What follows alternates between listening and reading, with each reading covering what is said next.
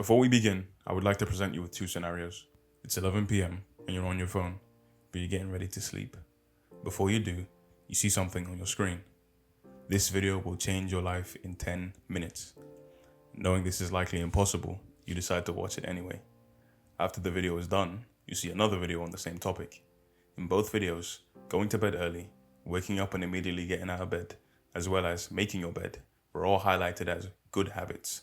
So you finally decide to go to bed with the intention of doing these things the next day. The next day comes along and you set a timer for 15 minutes of silence. That didn't last long. So now you're back on your phone scrolling through all types of videos. First it's one screen, then a bigger screen. Now both screens at once.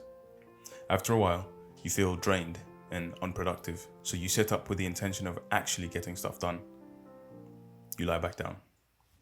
Scenario 2. This time, after waking up, you thank God, get out of bed, and grab your Bible and journal. You could sit on your bed and do it, but you know you'd be tempted to lie down, so you decide to do it outside while getting some sunlight in your eyes. You finish reading, so you pray and head back inside. You make your bed, brush your teeth, and take a shower. You've now checked everything off your list and started the day off with energy and conviction. Now, which sounds more like you? The person in scenario 1 or the person in scenario 2? If you're in scenario 1, I want you to be honest with me.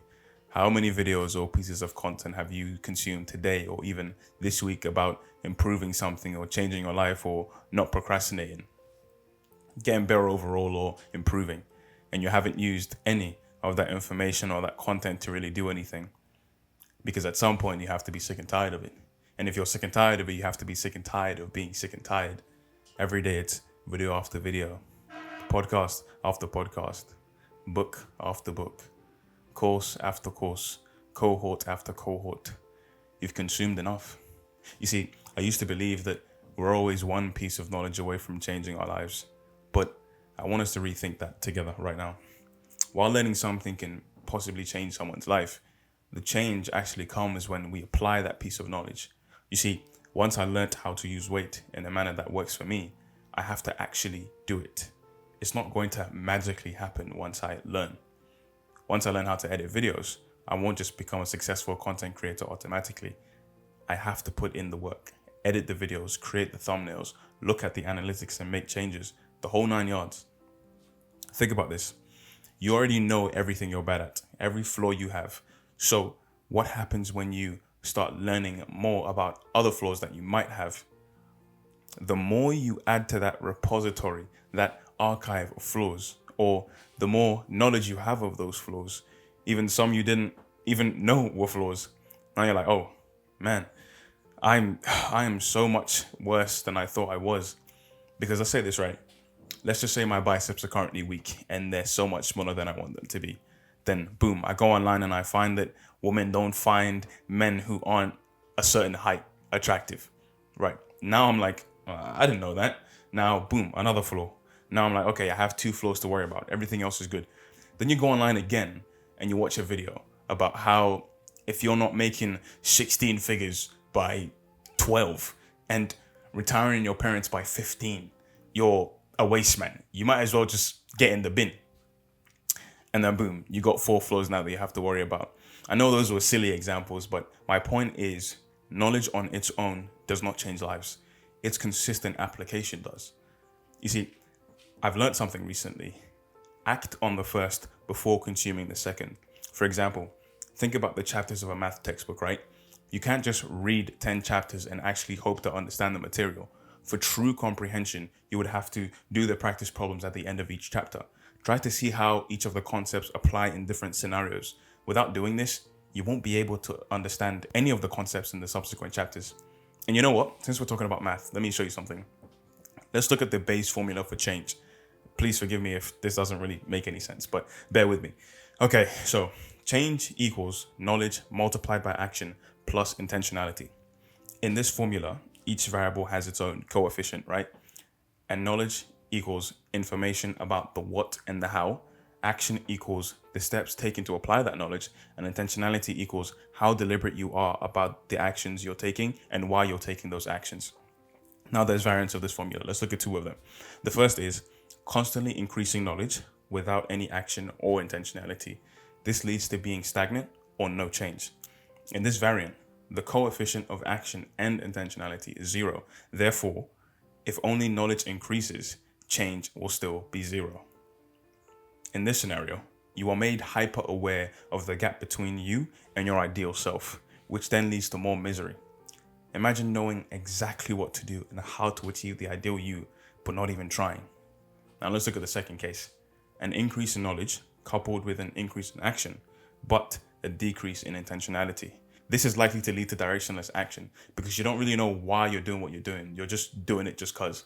You see, in this scenario, it's like you're running really, really far, but in the wrong direction. Or climbing a really, really tall mountain after really working hard, only to find out that you climbed the wrong mountain. There are other ways you can look at this formula, but let's take an example from one of the flaws I mentioned before.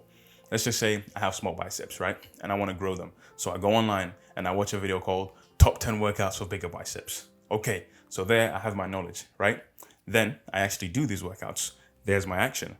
And now for intentionality, arguably the most important. This is where I do these workouts consistently over a period of time while making sure to track my progress. In 2 or 3 weeks, I find out that, man, my biceps are looking good. You know what I'm saying? Nice. And boom, the thing that was once a flaw, the thing that was once a shortcoming is now being sharpened. It's now not a weakness anymore. And the only way I was able to overcome this weakness is I did this all while remembering my purpose for wanting to get bigger biceps in the first place. And that one's up to you. It can be as simple as it's summer and I want to get in shape, or I want to compete in a bodybuilding competition. It's really up to you. The point is be deliberate. Because let's say you didn't consistently apply what you saw in that video. What would happen is you would go online again and you would see that, okay, your legs are actually smaller than you think. Boom. And if you didn't grow your biceps, now not only do you think about the flaw of having small biceps, but you have the flaw of having small legs or small calves. And you're like, oh man, I'm so terrible. I suck. And then your mind starts to overthink. You start to come up with other flaws yourself. Your negative thoughts are calling for reinforcements from the back of your mind, from the recesses of your subconscious, because you've also consumed other content and seen other people's insecurities. So it's a recipe for disaster, honestly. So this video is not going to save you. No video is going to change your life, because no one piece of information is capable of changing your life on its own, unless you put it to good use, unless you actually start to apply it to your life. And again, I'm saying this because I've been doing this. I can't say I'm doing my best, but I'm pulling back.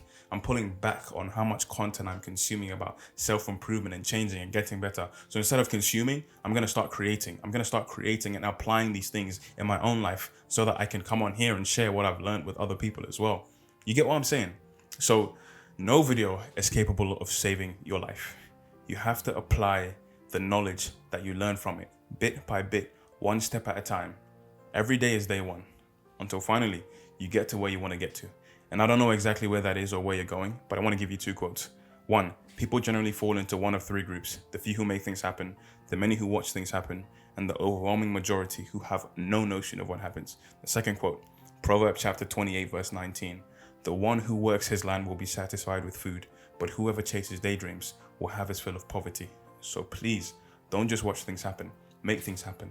And 2, don't chase daydreams. Work on what you have, with what you have, and God willing, you will be satisfied. Thank you for watching. Road to 1K subs. And as always, Godspeed.